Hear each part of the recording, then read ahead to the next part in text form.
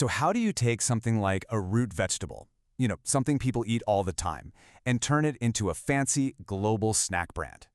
Well, today we're going to look at the incredible story of HOPPLE, a company from Kerala, India that did exactly that with the good old tapioca root. And this image, it just says it all, right? On one hand, you've got the raw stuff straight from the ground, earthy, unprocessed tapioca. And then on the other, this sleek, premium bag of chips ready to be shipped anywhere in the world. I mean, that's a huge leap. So the big question is, how did two entrepreneurs pull this off? Every great business story starts with an idea, a dream. And for the guys behind HOPPLE, it wasn't just about, hey, let's start a company. No, it was about looking at this everyday food, this local staple, and seeing something huge that everybody else was missing. They saw massive potential where others just saw, well, tapioca. And these are the two guys who had that vision, Mr. Shibin K.V and Mr. Jaser P.V. Together, they founded Southern Hills Industries. And they had this shared, powerful belief that tapioca could be way more than just a local ingredient. They were thinking big. They saw a global opportunity. Okay, but here's where things get tricky. Their vision, right, was huge, large-scale production, shipping these chips all over the world. But the reality was a big problem. Tapioca goes bad, and I mean fast. We're talking a couple of days. So how on earth are you supposed to build a global brand when your main ingredient spoils before you can even get it out the door?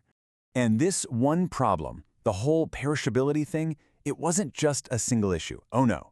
It created this whole domino effect of other problems. You could almost call it a perishability trap. And to get out of it, they had to tackle three very specific and all interconnected hurdles. All right, so here are the big three. First up, quality. I mean, if you're aiming for a premium brand, you can't have one bag be perfect and the next one be, soggy. Consistency is king. Second, and this is the big one, shelf life. To export stuff, you need it to last for months, not just a few days. And finally, number three, procurement. How do you even get a steady supply of something that goes bad so fast? You see, fixing just one of those problems wasn't going to cut it. They had to solve all three. So facing all this, a lot of people might have just thrown in the towel. But they didn't. They found a way. And this is where the story gets really interesting. It's that turning point, where a bit of innovation and some expert advice just completely changed the whole game. And that turning point, it really came from this simple but super powerful realization. In their own words, meeting consultants was what changed everything.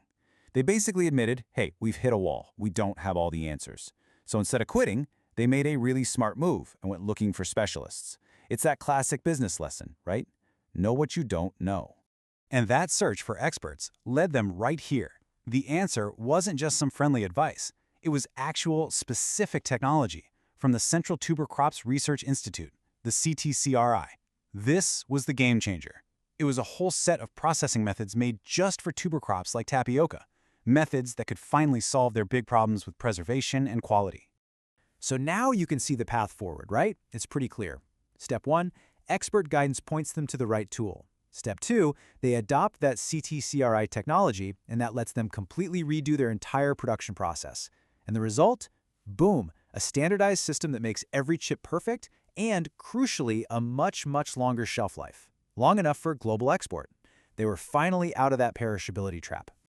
Okay, so they've cracked the technical stuff. Now what? Well, now they could finally focus on the next huge challenge, actually building a brand. It was time to turn their perfectly processed tapioca into something people would actually want to buy, something they'd remember.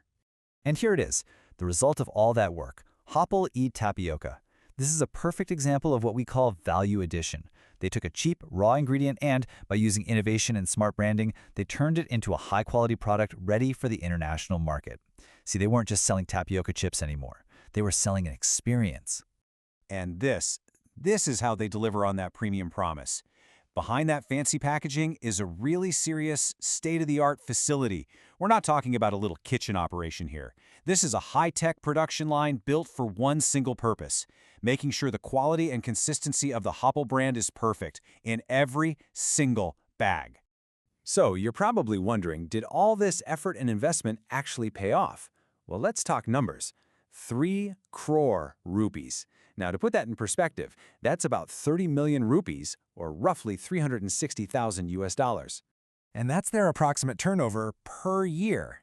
That number is just incredible proof that their big idea wasn't just some passion project. Nope, it's a seriously profitable business.